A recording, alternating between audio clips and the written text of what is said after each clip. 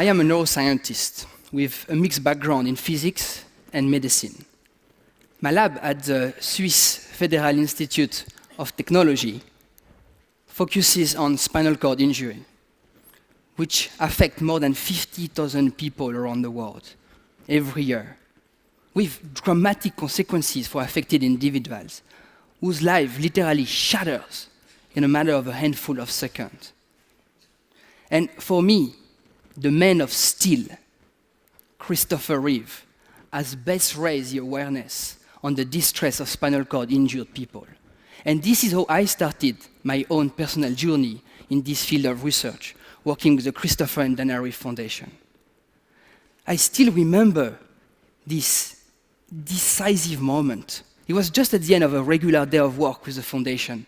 Chris addressed to us, the scientists, and expulsed, "You have to be more pragmatic. When leaving your laboratory tomorrow, I want you to stop by the rehabilitation center, to watch injured people fighting to take a step, struggling to maintain their trunk. And when you go home, think of what you are going to change in your research on the following day to make their life better." These words, they stuck with me. This was more than 10 years ago, but ever since, my laboratory has followed a pragmatic approach to recovery after spinal cord injury. And my first step in this direction was to develop a new model of spinal cord injury that would more closely mimic some of the key features of human injury while offering well-controlled experimental conditions. And for this purpose, we placed two hemisections on opposite sides of the body. They completely interrupt the communication between the brain and the spinal cord, thus leading to a complete and permanent paralysis of the leg. But as observed, after most injuries in humans, there is this intervening gap of intact neural tissue through which recovery can occur. But how to make it happen? Well, the classical approach consists of applying intervention that will promote the growth of the severed fiber to the original target. And while this certainly remains the key for a cure, this seemed extraordinarily complicated to me. To reach clinical fruition rapidly, it was obvious. I had to think about the problem differently. It turned out that more than 100 years of research in spinal cord physiology, starting with the Nobel Prize Sherrington, had shown that the spinal cord, below most injury, contains all the necessary and sufficient neuronal network to coordinate locomotion. But because the input from the brain are interrupted, they are in a non-functional state, like kind of dormant. My idea, we awaken this network. And at the time, I was a postdoctoral fellow in Los Angeles, after completing my PhD in France, where independent thinking is not necessarily promoted. I was afraid to talk to my new boss, but decided to muster up my courage. I knocked at the door of my wonderful advisor, Reggie Edgerton, to share my new idea. He listened to me carefully and responded with a grin. "Why don't you try?" And I promise to you, this was such an important moment in my career when I realized that a great leader believes in young people and new ideas. And this was the idea. I'm going to use a simplistic metaphor to explain you this complicated concept. Imagine that the locomotor system is a car. The engine is the spinal cord. The transmission is interrupted. The engine is turned off. How could we re-engage the engine? First, we have to provide the fuel. Second, press the accelerator pedal. Third, steer the car. It turned out that there are neuronal pathways coming from the brain that play this very function during locomotion. My idea, replace this missing input. Provide the spinal cord with a kind of intervention that the brain would deliver naturally in order to walk. For this, I leveraged 20 years of past research in neuroscience. First, to replace the missing fuel with pharmacological agents that prepare the neuron in the spinal cord to fire. And second, to mimic the accelerator pedal with electrical stimulation. So here imagine electrode implanted on the back of the spinal cord to deliver painless stimulation.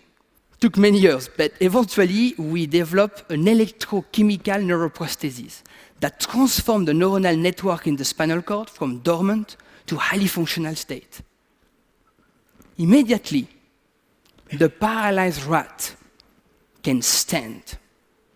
As soon as the treadmill bell starts moving, the animal shows coordinated movement of the leg, but without the brain.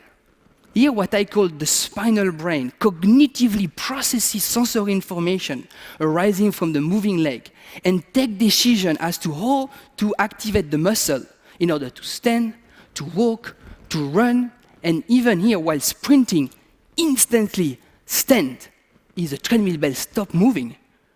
This was amazing. I was completely fascinated by this locomotion without the brain, but at the same time, so frustrated. This locomotion was completely involuntary. The animal had virtually no control over the legs. Clearly, the steering system was missing.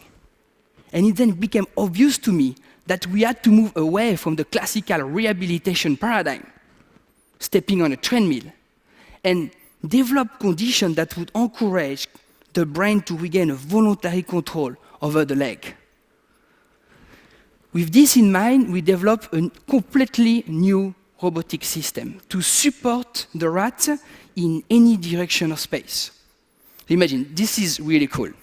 So imagine the little 200-gram rat attached at the extremity of this 200-kilo robot, but the rat does not feel the robot. The robot is transparent, just like you would hold a young child during the first insecure steps. Let me summarize. The rat received a paralyzing lesion of the spinal cord. The electrochemical neuroprosthesis enabled highly functional state of the spinal locomotor networks. The robot provides the safe environment to allow the rat to attempt anything to engage the paralyzed legs. And for motivation, we use what I think is the more powerful pharmacology of Switzerland. Fine Swiss chocolate. Actually, the first results were very, very, very disappointing. Here is my best physical therapist.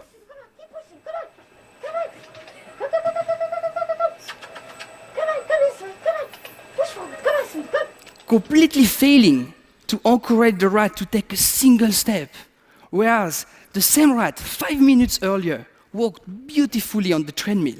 We were so frustrated. But you know, one of the most essential qualities of a scientist is perseverance. We insisted, we refined our paradigm, and after several months of training, the otherwise paralyzed rat could stand. And whenever she decided, initiated full weight-bearing locomotion to sprint toward the reward. This is the first recovery ever observed of voluntary leg movement after an experimental lesion of the spinal cord leading to complete and permanent paralysis. In fact, thank you. In fact, not only the rat could initiate and sustain locomotion over ground, they could even adjust leg movement. For example, to resist gravity in order to climb a staircase. I can promise you, this was such an emotional moment in my laboratory. It took us 10 years of hard work to reach this goal. But the remaining question was, how? How is it possible? And here what we found was completely unexpected.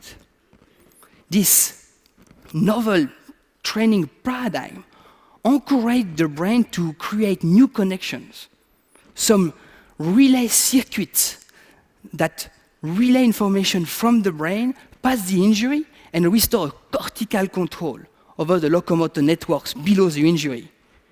And here you can see one such example, where we label the fibers coming from the brain in red. This blue neuron is connected with locomotor center. And what this constellation of synaptic contacts means is that the brain is reconnected with locomotor center with only one relay neuron. But the remodeling was not restricted to the lesion area. It occurred throughout the central nervous system. including in the brainstem, where we observe up to 300% increase in the density of fibers coming from the brain. We did not aim to repair the spinal cord. Yet, we were able to promote one of the more extensive remodeling of axonal projection ever observed in the central nervous system of adult mammal after an injury. And there is a very important message hidden behind this discovery.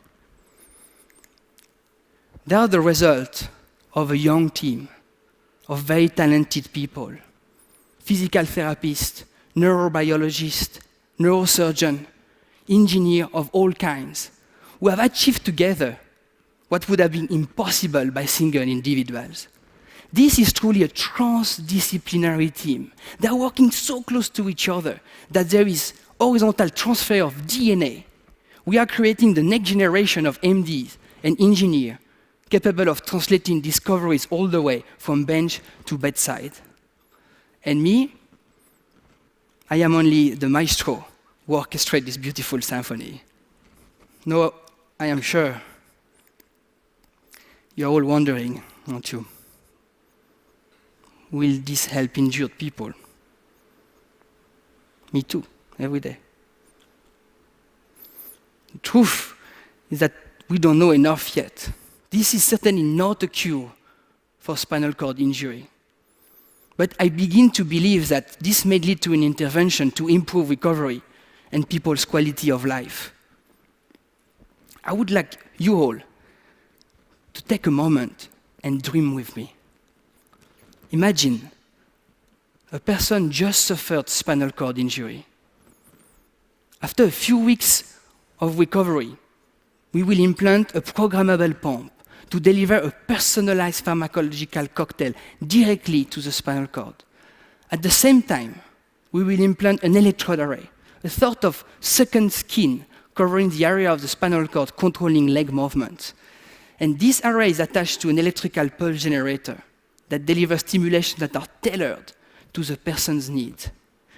This defines a personalized electrochemical neuroprosthesis that will enable locomotion during training with a newly designed supporting system. And my hope is that after several months of training, there may be enough remodeling or residual connection to allow locomotion without the robot, maybe even without pharmacology or stimulation. My hope here is to be able to create the personalized condition to boost the plasticity of the brain and the spinal cord. And this is a radically new concept that may apply to other neurological disorders, what I termed personalized neuroprosthetics, whereby sensing and stimulating neural interfaces are implanted throughout the nervous system, in the brain, in the spinal cord, even in peripheral nerves, based on patient-specific impairments, but not to replace the lost function, no, to help the brain help itself. And I hope this enticed your imagination, because I can promise to you, this is not a matter of whether this revolution will occur, but when. And remember, we are only as great as our imagination, as big as our dream. Thank you.